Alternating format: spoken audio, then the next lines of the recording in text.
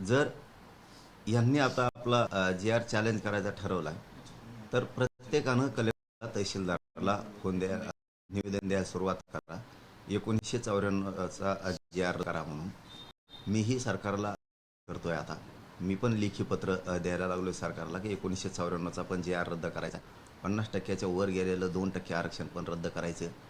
1967च्या नंतर ज्या जाती घातल्या त्या 180, त्याच्यानंतर मंडल कमिशननं 14% दिलेलं आरक्षण.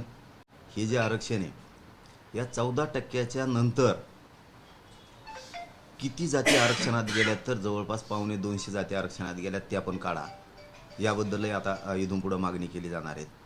काही जातींनी आम्ही समान आहेत म्हणून सांगितलंय, म्हणजे नाही का ते कोणाला म्हणतात आम्ही तुमसारखं दिसतो आरक्षणासाठी, कोणासाठी कोणाला म्हणते ते आम्ही तुमसारखेच आहेत. मग ते नाही का एखाद्याला लेकरू झाल्यावर त्याचसारखं दिसतं, तसं ते म्हणते ते कोणाला म्हणतात आम्ही तुमसारखे आहेत. ते आरक्षण कसं काय खाल्ले हे पण रद्द करायसाठी आता इथून पुढं सुरुवात होणार आहे.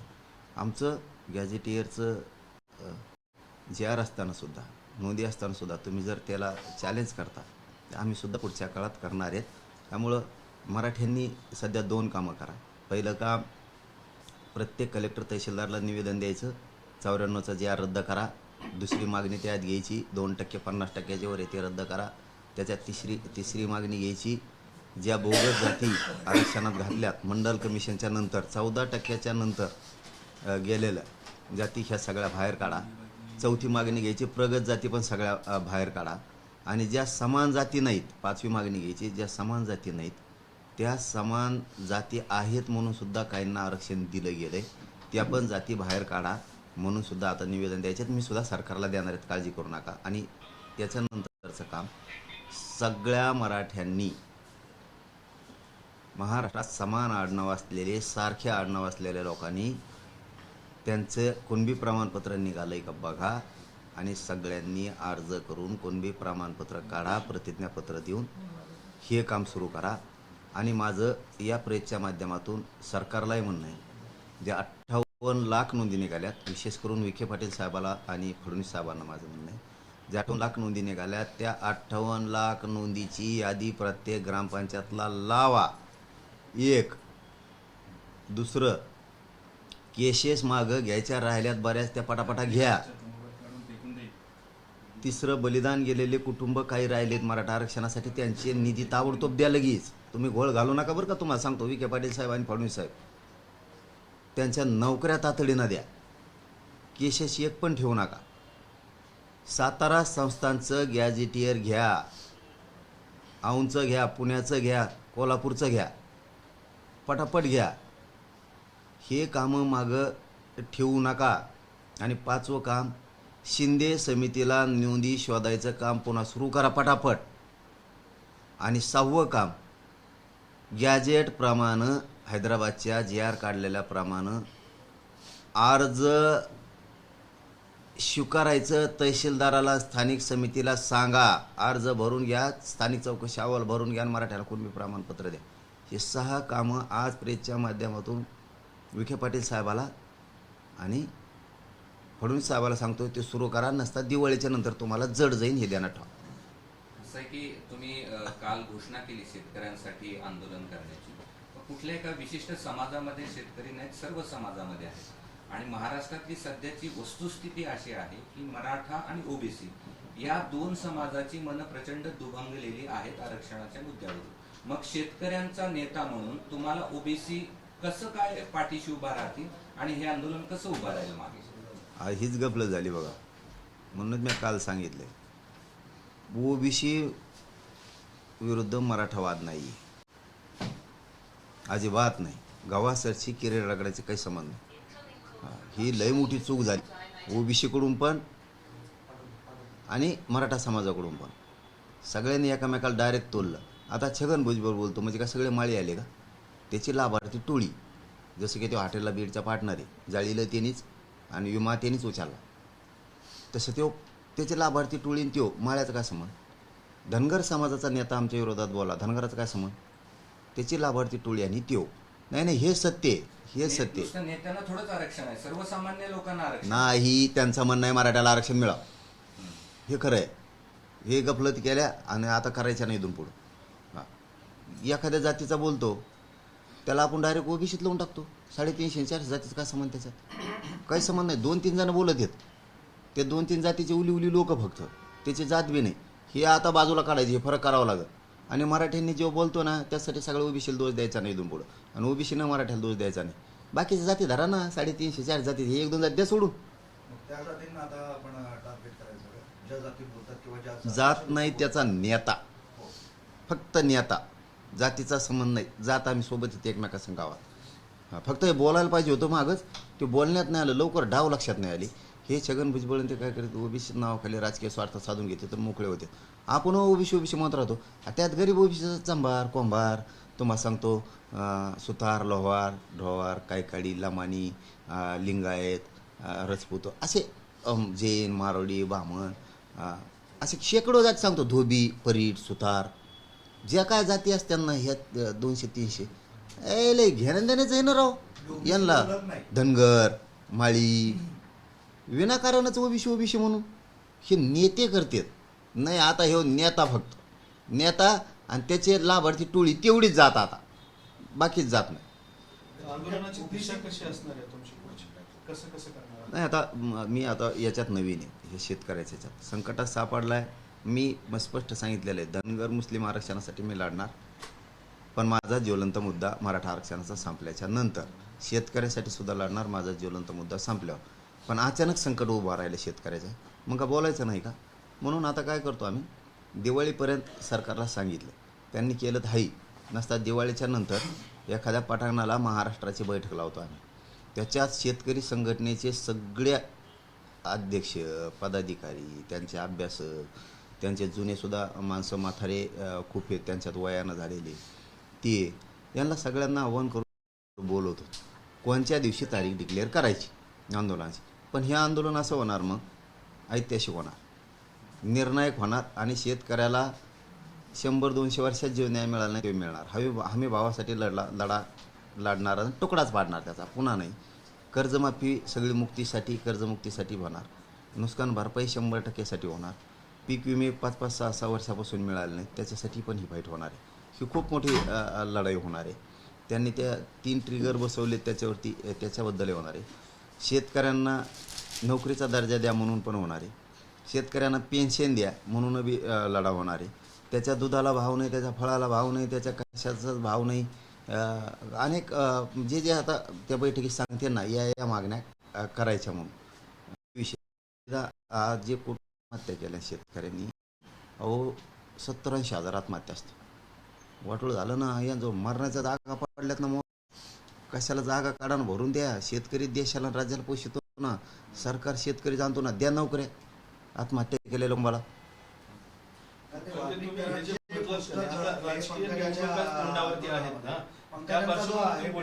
वाल्मिकांचे पोस्टर झळकावलेत का? काय झालं? पंकजा मुंडे यांचा जो तिथे वाल्मिक पोस्टर घेऊन काय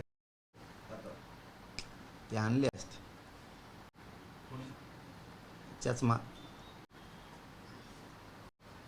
सांगा ना स्पष्ट. त्याला काय स्पष्ट आहे, त्यांना कळत नाही का? ते पूर्वी लक्षात येतं ना तिच्या तवात कोण घेऊन येते. चष्मा पुढं घालून चव घालायचं. अडचणीत आणतोय का? बापाच्या जागा कामाला डाग लागला पाहिजे ना, मग कुणी लावायचा? तर यायचं चष्म्यावाल्याने घेऊन 10-5 जण लारडा करायला लावायचा.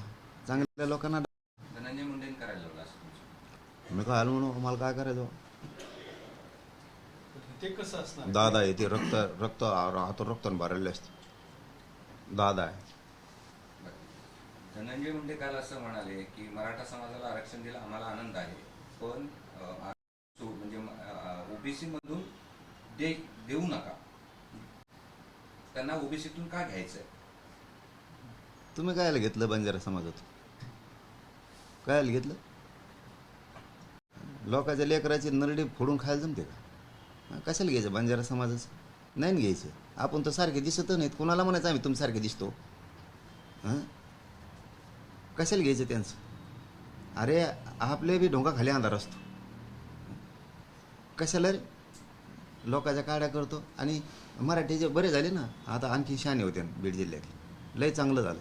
वाक्य असं होतं, मराठा समाजाला आरक्षण दिलं मला आनंद आहे, मात्र काही जणांना ओबीसीचंच आरक्षण खायचं आहे म्हणून तुम्हाला मला काय बोलवतो म्हणा ह्याक नाही मला टोला लावायला आणि त्याला आम्हाला ओबीसीचं खायचं आणि तू काय खातोर बंजारा समाजाचं तू दिसतो का त्यांसारखा कोणाला म्हणतो मी तो यासारखा दिसतो आम्ही एकच तुम्ही तसे दिसता का त्यात पुढे काही जण म्हणाले मुंडे साहेबांचं सर्व संपलं, मी शांत राहिलो, काही केलं नसताना मला शिव्या खाल्ल्या, मला टार्गेट केलं काही लोकांनी. तू माया नादी लागू नको आणि त्याचा प्रश्न मला विचारू बी नका तुम्हाला खरं सांगतो त्याला एकदाच सांगतो माया नादी लागू नको आणखीन तू आले देवावर होईन मग तुला मी क्लिअरच सांगतो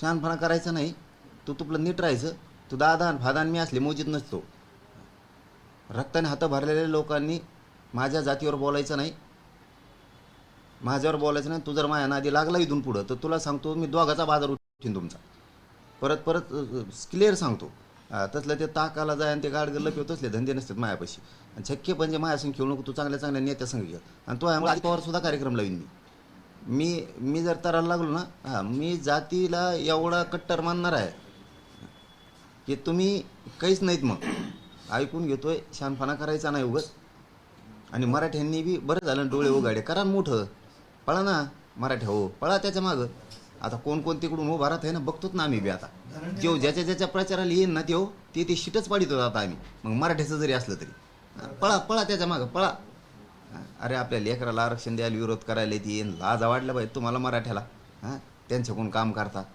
धनंजय पंकजा मुंडेचं वाक्य आहे, आमच्या ताटातलं घेऊ नका. त्याच्यामध्ये तिकडे त्यांना नाही मोजी नाही, पण ते स्पष्टच म्हणतंय ना, आमच्या ताटातलं तुम्ही खाताय. तुमचं तुम्ही लोकांच्या ताटातलं खातात वर बटून आणि तुम्ही लोकाला शिकायला लागले की ज्ञान स्वतः तरी तेवढे शहाणे पाहिजेत तुम्ही त्या बिचाऱ्या बंजारा समाजाच्या 5% जागा खाल्ल्या राव वाटोळ करून टाकलं स्वतः सुधरून घेतलं आणि लोकांचं वाटोळ केलं आणि तुम्ही काय ज्ञान शिकायला दुसऱ्याला. लक्ष्मण हाकेंचा एक प्रश्न आहे की ईडब्ल्यूएस एसीबीसी आणि आता ओबीसी एका समाजाला किती ठिकाणी आरक्षण देणार तरी हा उठाव होत नाही. कोणाचे हे प्रश्न ना काही चरित्र जो बरं पटेल नाही, नाही, थांबा ना जरा. असल्याला मोजीत मी चल नाही, पण त्यांचा प्रश्न अरे दिलं ना उत्तर मोजीत नाही मी चल ओबीसी चला घ्या पुढं घ्या. ते धनंजय मुंडेंनी कट ऑफ लिस्ट सांगितली काल की ओबीसीची कट ऑफ लिस्ट जी आहे ती 485 आहे आणि ईडब्ल्यूएस ची कट ऑफ लिस्ट 450 आहे म्हणजे 485 घेऊन नापास झालो आणि जर 450 घेतले असते तर 5 झाले असते कुणाला फसवतात. तू किती हुशार आहे काय आहे सगळं माहिती आहे आम्हाला. तुला पुन्हा एकदा सांगतो मी दुसरी बारे आता तू मह्या नादी लागू नको शहाणा असशील तर आणखीन तो हातातून वेळ गेलेली नाही आणि तुमच्या दोघाच्या पण गेलेली नाही. मह्या आणि मह्या जातीच्या तुम्ही आणखीन तरी नादी लागू नका. छगन भुजबळचं ऐकून तुमचा लई देवारा होईल तुम्हाला सांभाळायला वाचायला कोणी येणार नाही. तो हो राजकीय करिअरचा एवढा देवारा करून टाकतील तुला नादी ते ना आता ते छगन भुजबळ ते आणखीन तुम्ही कोण कोण माकडा आणतात तिकडे बिडात मिळतात सगळं माहिती आहे मराठीवर बोलायसाठी. तुम्ही मराठीच्या माया नादी लागू नका. तुमचा लय बेकार होईल. तुमचं नामोनिशान जाईल राजकारणातलं नामोनिशान. आणखीन तुमच्या हातून संधी गेलेली नाही. तुम्ही फरक सांगू नका आरक्षणावर बोलू नका कारण तुम्हीच लोकांचा खातात आणि तुम्ही कोणाला म्हणता आम्ही तुमच्यासारखे दिसतो आणि तुम्ही आरक्षण खात त्याच्यामुळे तुम्ही माया नादी लागू नका समाज लागू नका. आणखीन बी हुशार व्हा. नाही, पण तुम्हाला आता ठरवून टार्गेट केलं जातं म्हणजे तुमच्या विरोधात बोलल्या जाते तुम्ही आतापर्यंत जी भूमिका मांडली त्याच्या विरोधात भूमिका मांडण्यात येते आणि मेळाव्यांमध्ये मांडण्यात संपून जातील मराठी संपून टाकतील त्यांना. ते ज्याच्या प्रचाराला येते ते शीट बी पाडिते मराठ्याचं जरी असलं तरी आणि त्यांनाही पाडून टाकतील. आता मराठी हुशार झाले आणि मराठ्यांनाही सांगतो कडवट राहायचं आता. ते बोलत येत आणि गप्प बसतात आणि निवडून आल्यावर मग म्हणतात आलो कोणी निवडून आम्ही मधल्या काळात गप्प बसतात मराठीला वाटतं जाऊ दे आता सोडून दिलं रे आणि मराठीचं मतदान करतात त्यांना आणि पुन्हा मराठ्याला डोची देत आलोत का नाहीत निवडून. त्याच्यामुळं आता ते बोलले नाही एकदा तर त्यांचा खोटा चोपटे जायचा आता गोड बोलले तरी पण त्याच्यानंतर आता तुम्हाला पुढं कळन कसं होतंय. तायवाडे असं म्हणतात की मनोज जरांगेंनी मुंबईमध्ये जे आंदोलन केलं होतं तेव्हाच म्हणाले होते की हैदराबाद गॅजेट लागू झालं. संपूर्ण महाराष्ट्राने हे सगळं ऐकलं आणि आता पुन्हा दिवाळीपूर्वी हैदराबाद गॅजेट लागू करा असं म्हणणं किती अतिशोक्ती आहे. अरे बाबा प्रमाणपत्र वाटप करा म्हणलो म्हणा नीट ऐका जा वयानुसार असं नका करी जो येडेवणी. मी मानतो हो तुम्हाला, त्यांना उत्तर दिलं नाही मी आत्ता जिंदगीत कवा. त्यांनी समजून घ्यावं मनाने, वयस्कर आहेत ते, ज्येष्ठ आहेत, त्यांना उत्तर दिलं 2 वर्षात म्या नाही दिलं. अरे वाटप करा म्हणतोय प्रमाणपत्र पाटापाटा, तुम्ही येडेवून करतात काय माहिती हो. बरं, आता निवडणुका तोंडावर आहेत स्थानिक स्वराज्य संस्थांच्या, आणि तुम्ही शेतकऱ्यांचे प्रश्न उचलले. त्या निवडणुकीच्या पार्श्वभूमीवर काय सांगणं आहे तुमचं सगळ्या शेतकऱ्यांना? सगळ्या मागण्या मान्य होस्तर शेतकऱ्यांनी कोणाच्याही सभाला जायचं नाही, प्रचाराला जायचं नाही. आपल्या गावात, जिल्ह्यात, महाराष्ट्रात राजकीय नेत्याची सभा होऊ द्यायची नाही. या मागण्या एकदा तुकडा पाडायचा म्हणजे 50-60 वर्षे बिनफिकीर आपण, टेन्शन नाही 100 वर्ष. एकदाच असा तुकडा पाडायचा की सगळ्या मागण्या पदरात पाडून घ्यायच्या. एका घरातून 1 ते 2 माणसं आंदोलनाला द्यायचे, पण आधी बैठक घेणारे मी नंतर ठरवणारे. बरोबर अगोदर बोबाटा नको, कारण ते शेतकरी संघटनेत लोक येत का नाही येत का ते बघावं लागेल ना. त्यातलं ज्ञान आपल्याला कमी आहे. हां, ते त्यांच्या जर वडातडी सुरू झाली तर काय शेतकऱ्याला न्याय मिळणार आहे. आणि मला त्यातलं मग एवढं माहिती नाही आणखीन. हां, मी कट्टर आहे, विकणार नाही, फुटणार नाही, मॅनेज नाही होणार, ताईट लढाई लावून धरेन, ताईट ती. हां, चाकसुद्धा इकडे राज्यात फिरून देणार. आणि तर महाराष्ट्रात एकही मंत्री राहणार नाही, सगळे दुसऱ्या राज्यात गेले दिसते राहायला तुम्हाला. निवडणुका होऊन बी देणार. हाके म्हणतात की नांदेडमधून ओबीसी जोडो अभियान सुरू कर. दुसरं काहीच नाही आपल्याजवळ. तुम्ही आता बोलायला लागलात हाकेंवर, पूर्वी बोलत नव्हता. कुठं बोलतोय कोणावर, कोणाला महत्व देतो मी काय बोल. तुम्ही उगा विचारतात काय होतं. हा बघ तुम्हाला क्लिअर सांगतो आजच्या दिवसात, ज्याला लय प्रसिद्धीची हवे जातीपेक्षा अशा लोकांना महत्व नका द्यायचं. जातीपेक्षा आपल्याला संरक्षण मिळावं, आपण ताईट दिसावं, आपण लोकात 10-5 पोलीस आपल्या मागं पुढं दिसावं, मग ते ट्रुक बेंडके चालले आणि जातीच्या प्रश्नाचं द्यावा राहावा. आणि एवढं जातीसाठी लढे असतात. आता होते धनगराचं कल्याण होऊन बसलं असतं, ते दिलं सोडून. त्याच्यामुळं ना हे हे चिल्लर चाळे करणारे जे थिल्लर लोक आहेत ना, हे असल्याला मी महत्त्व देत नाही, मोजितं नाही, गिनीतं नाही. त्याच्यामुळे ती विचारत जवळ बिना काही दोन पुढं. आणि असल्याला काही किंमत नाही, चांगला माहिती. ती परळीची लाभार्थी टोळी फक्त घेऊन हिंडती एवढंच आहे. आणि ती परळीची लाभार्थी टोळी आणि त्या लाभार्थी टोळीचा नेता चष्मा लावल्याला हे कुठाने घडून आणतोय. आणि त्याच्यामुळं आता परळीची लाभार्थी टोळी सांभाळणारा नेताच संपायला लागला. यांना आकलीच नाहीत, मराठ्याच्या विरोधात बोलायसाठी कोणाला धरून आणतात. आणि त्याचे दुष्परिणाम यांना राजकीय करिअरला भोगावं लागतात ना. आता बहीण भावाला दोघाला बी. आता छग्याचं ऐकून सुरू केलं बोलायला. आता छगे येईन का तुला निवडून द्यायला? ते येईन का आता तुला? बघू ना आता बीडमधले बघू ना आता. ते धनंजय मुंडे म्हणतात मला काही लोकांनी अडचणीत आणलं, आता बहिणीने सावरलं, बहिणीने साथ दिली. सतत सोबत बसायची, हां. सतत काय करायची? सतत सोबत राहायची, सोबत बसायची. मला कुणीतरी अडचणीत आणलं म्हणजे कोणी आणलं ठीक आहे, पण बहिणीने साथ दिली. तासन-तास सोबत बसून आधार दिला. ते त्यांचा घरगुती प्रश्न, तेच घरगुती प्रश्न त्यांचे. साथ द्या नका देऊ, पण खुनाचा बदला होणार. संतोष देशमुखांचा जो खून केला त्याला फाशी होणार. राहिलेले पण सगळे अटक करायचे. ती पण लढाई आता सुरू होणार आहे. महादेव मुंडेंच्या प्रकरणात सुद्धा लढाई आता पुन्हा नव्यानं सुरू होणार. सरकारला मी पाठीमागच्या 5-6 दिवसात सांगितलं की महादेव भैया मुंडेच्या खुनाचं काय झालं, ते दुसरे गीते नावाचे आहेत त्यांच्याबद्दलचं काय झालं, मी 8 दिवसापूर्वीच बोललोय सुद्धा. आज मी मीडियाला सांगायला लागलो. आणि संतोष भैया देशमुखांचे जे फरार आरोपी आहेत यांचं पकडायचं काय झालं, मोके काहींचे कशामुळे उठवले, याविषयी सुद्धा सरकारसोबत आपण बोललो. कारण त्याच्यावर सुद्धा खूप मोठं आंदोलन आता पुन्हा नव्यानं सुरू होणार आहे. का नुसतं महादेव भैया मुंडेंच्या प्रकरणात दिखाऊपणा केला, संतोष भैयाच्या प्रकरणात आरोपी पकडायला दिखाऊपणा केला, याच्यावरती सुद्धा खूप आणखीन मोठं सुरू होणार आहे. लई पुढं बघा तुम्ही, लई निघणार आहे आता. हे आता आमच्या मराठ्याच्या आरक्षणाच्या विरोधात गेले ना, आता यांचं लय गाबाळ निघणार आहे.